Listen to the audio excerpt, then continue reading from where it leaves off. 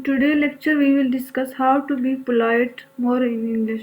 हमने पहले लेक्चर में डिस्क्राइब किए हैं पोलाइटनेस के कुछ sentences. In today lecture we will discuss how to be polite in English. So इसमें हमारे पास कुछ ऑप्शंस हैं. Asking for permission, turning down an invitation, making request और asking for something, not understanding and disagreeing. So first हमारे पास यहाँ first जो हम स्टार्ट में लेंगे आस्किंग फॉर परमिशन. आप किसी से परमिशन ले रहे हैं. सो आप किसी से इजाज़त नामे मांग रहे हैं तो उसके लिए आपने पोलाइट होके इंग्लिश में आप उसको किस तरह से रिक्वेस्ट करेंगे. डू यू माइंड इफ़, आपको बुरा लगेगा अगर do you mind if we sit here और we discuss something. Do you mind if dash dash, आगे आप जो कहना चाह रहे हैं वो कह दें. Would it be a problem if dash dash. Would it be a problem if, क्या ये मसला होगा अगर. Would it be a problem if we go there, if we stayed here, stay here.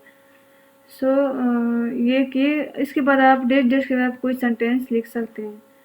I was wondering if I could, मैं डर रहा हूँ अगर मैं ये कर लूँ. I was wondering, मैं परेशान हो रहा था या हैरान हो रहा था. इफ़ आई कुड, अगर मैंने ये कर लिया. सो इसके बाद डेट जिस के बाद अपना सेंटेंस कंप्लीट कर सकते हैं जो आप रिक्वेस्ट करना चाह रहे हैं, जो आप परमिशन मांग रहे हैं, आस्क कर रहे हैं. तो उसके डेट जिस में आप वो वाली सेंटेंस लिखेंगे. टर्निंग डाउन इनविटेशन, हम इनविटेशन को कैसे टर्न डाउन कर सकते हैं. आपको इनवाइट किया जा रहे हैं बट आप इंटरेस्टेड नहीं, आप बिजी हैं, आपका शेड्यूल आपको परमिशन नहीं दे रहा. सो you can see all these narration.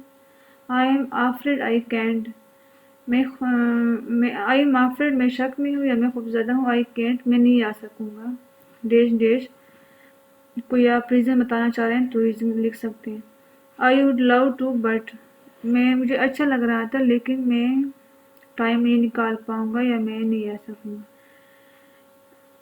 Next है दैट साउंड ग्रेट बट, एक अच्छी बात है लेकिन मेरा शेड्यूल बिजी है या मैं नेक्स्ट किसी प्रीवियस फंक्शन में जाऊँगा.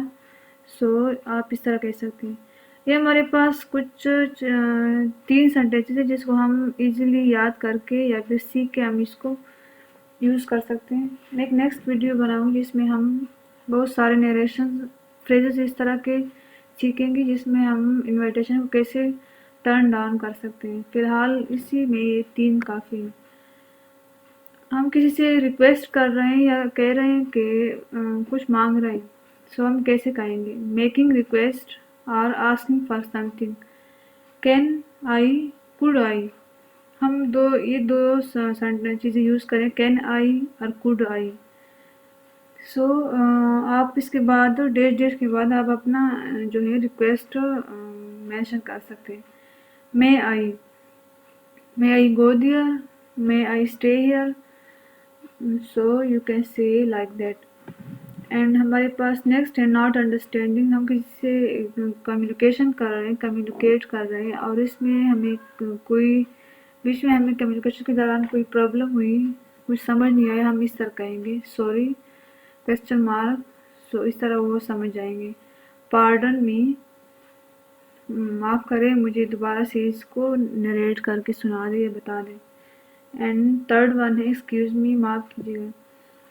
सो डिसएग्रीइंग, कोई हम किसी मसले को डिस्कस कर रहे हैं और आपस में हम इस पर एग्री नहीं हो रहे हैं तो अपनी तरफ से डिसएग्रीइंग शो करने के लिए हम इस तरह के सेंटेंसेस यूज़ करेंगे. I see what you are saying but I think, मैं देख रहा हूँ कि आप जो कह रहे हैं वो सही है या नहीं. आप तो इस तरह नहीं कह रहे हैं you are saying but I think, लेकिन मेरा ख्याल, आप उसको कह रहे हैं कि मैं सुन रहा हूँ कि आप जो कह रहे हैं लेकिन मेरा जो ख्याल है वो इस तरह है. फिर आप अपना थिंकिंग का जो नरेशन है वो एक्सप्लेन करेंगे. सेकंड में हम कहेंगे you could be right but don't forget that, आप सही भी हो सकते हो बट डोंट फॉरगेट दैट, लेकिन इसको भी ना भूलें. एंड डाउट के बाद अपना सेंटेंस कंप्लीट करें.